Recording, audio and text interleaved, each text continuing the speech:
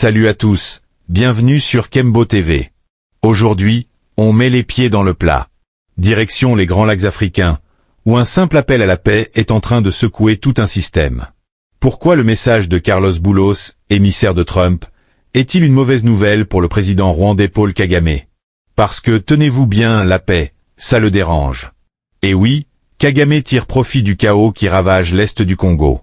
Et pendant que Félix Tshisekedi, président de la RDC, joue la carte de la guerre ouverte, du M23, soutenu par le Rwanda, a provoqué une crise humanitaire sans précédent, avec près de 7 millions de déplacés internes.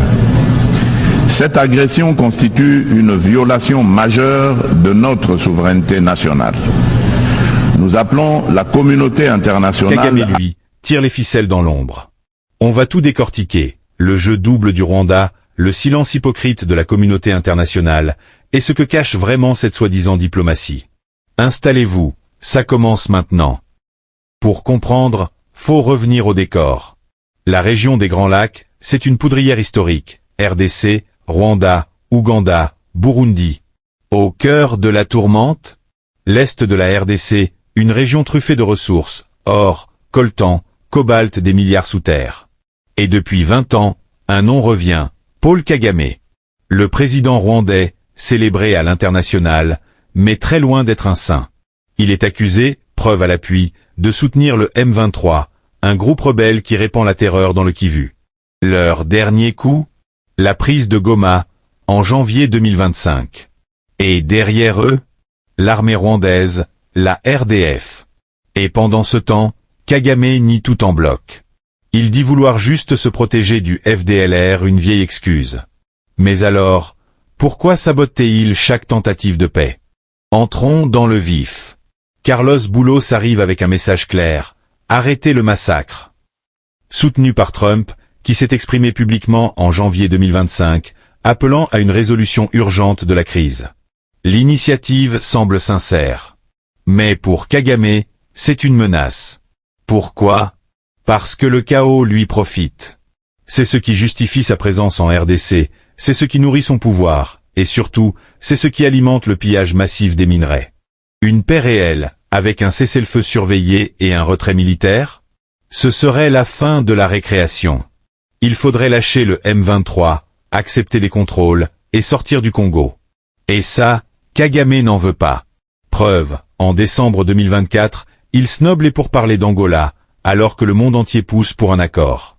Il prétexte un voyage en Turquie, pendant que, coïncidence, ses troupes et le M23 planifient l'assaut de Goma. Et c'est là que ça devient concret. Pendant que Kagame affûte ses pions, Carlos Boulos, l'émissaire de Trump, prend la parole lors de sa tournée dans la région. Un discours clair, sans détour, qui vise directement les acteurs du conflit et qui appelle à un cessez-le-feu immédiat. Écoutez bien ce qu'il dit, pas de langue de bois, pas de diplomatie molle. Juste un appel urgent à la paix, dans une région où chaque jour de guerre coûte des vies. Le président Kagame et moi avons discuté d'une vision pour un partenariat plus étroit à l'avenir. Un partenariat qui repose sur la stabilité régionale et la paix, ainsi que sur le développement économique. Avant ma visite ici, j'ai eu le plaisir de m'entretenir avec le président Tshisekedi, le président Ruto et le président Museveni. De ces visites, il m'est apparu clairement à quel point une paix durable est d'une importance vitale pour cette région. Nous soutenons la sécurité et l'intégrité territoriale de tous les États de cette région. De nombreuses entreprises américaines ont déjà investi au Rwanda. Le gouvernement du Rwanda a une vision de devenir un leader économique et dispose d'une société prête à faire avancer cette vision. Nous sommes prêts à travailler avec le Rwanda pour atteindre cet objectif. C'est pourquoi trouver une résolution au conflit dans l'est de la RDC est si essentiel, car cela libérera le potentiel inexploité de la région. Lors de nos discussions, le président Kagame s'est engagé à poursuivre cette vision de paix. Je peux confirmer et je peux affirmer que les États-Unis restent également engagés dans cet effort et sont prêts à faciliter une fin au conflit, évidemment une fin pacifique à ce conflit, une fin qui permet au pays de sécuriser leurs frontières et pose les bases d'une économie régionale prospère.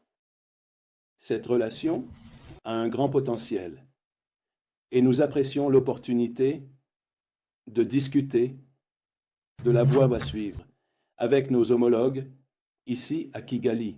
Nous aimerions absolument voir une paix durable dans la région. Le président Trump est un président de paix. Il soutient la paix. Il est le seul président dans l'histoire récente des États-Unis, dans l'histoire moderne, qui n'a pas commencé de nouvelles guerres.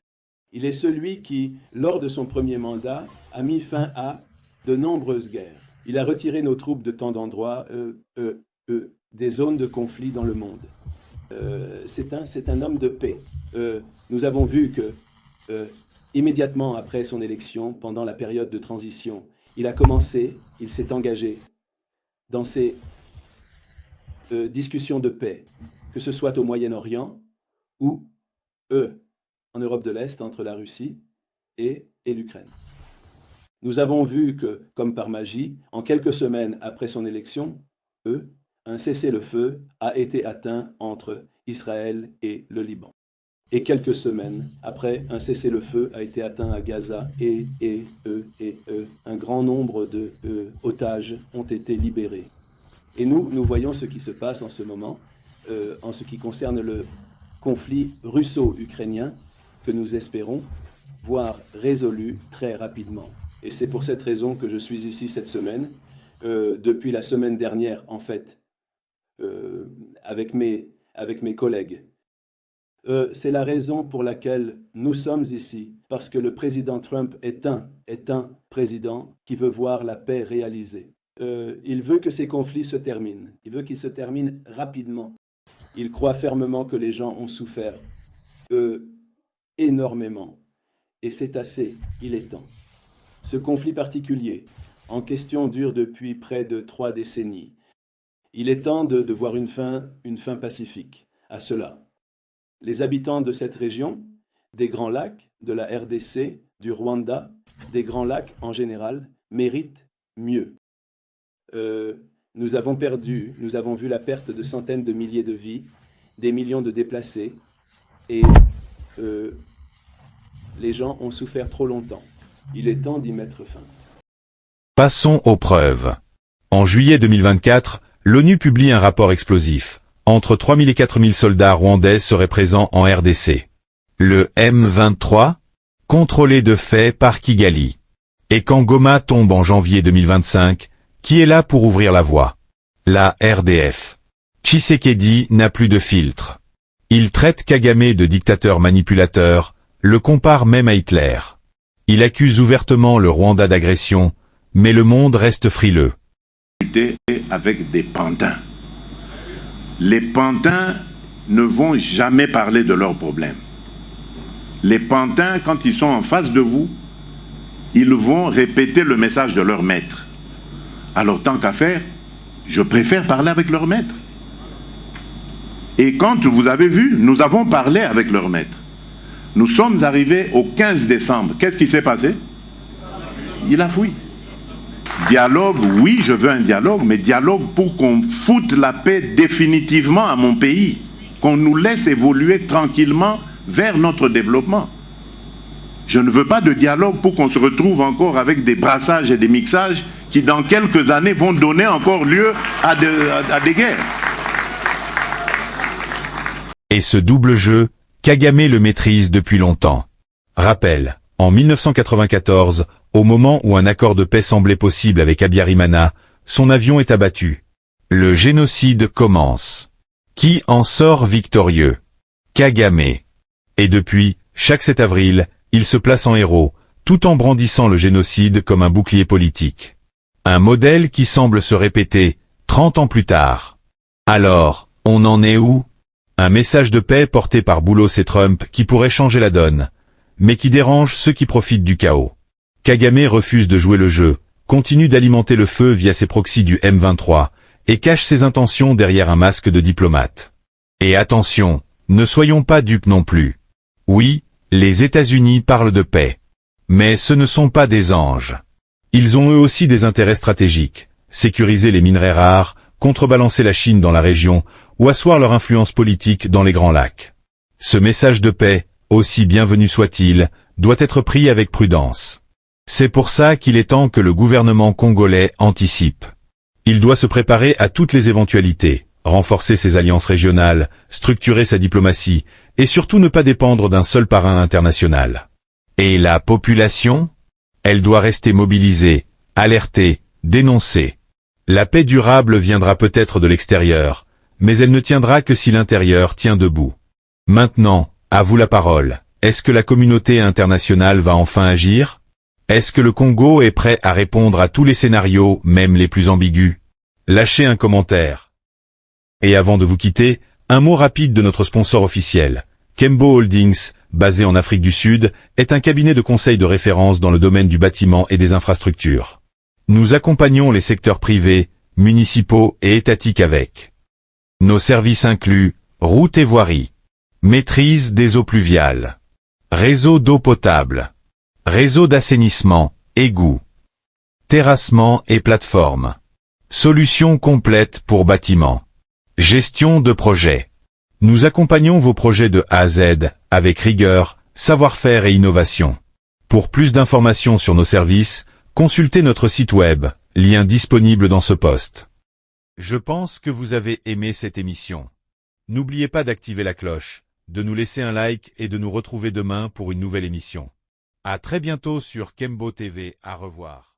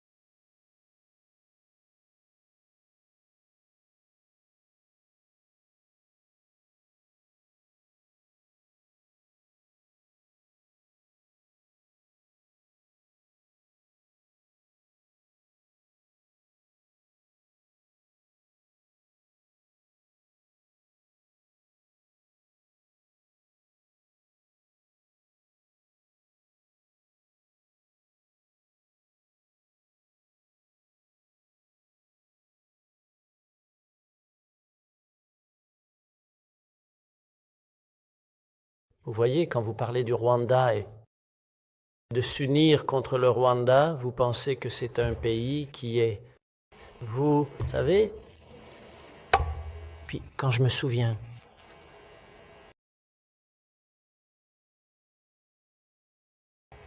des faits à ce sujet,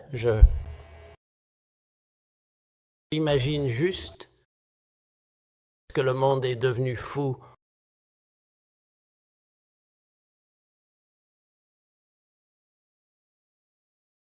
Mais au milieu de tout cela,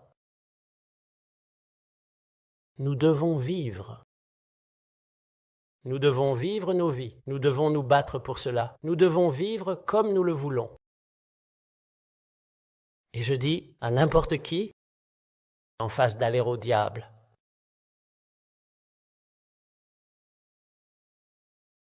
si quelqu'un vient et pense qu'il peut, vous savez, il vient et dit, nous allons vous sanctionner. Pourquoi? Allez au diable. Allez juste au diable.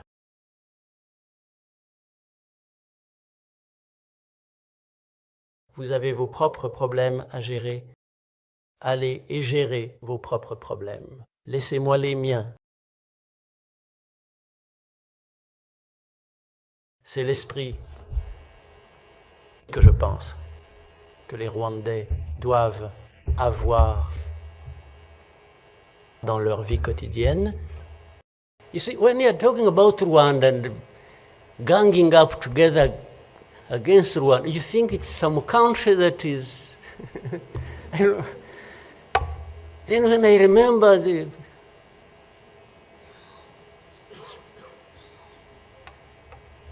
facts about it, I just imagine the world has gone amok.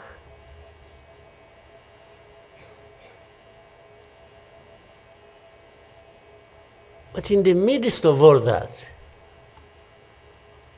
we have to live. We have to live our lives, we have to fight for that, we have to live the way we want. And I tell anybody to his face to go to hell.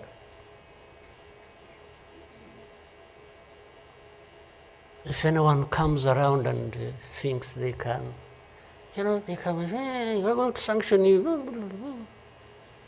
To what? Go to hell. Just go to hell.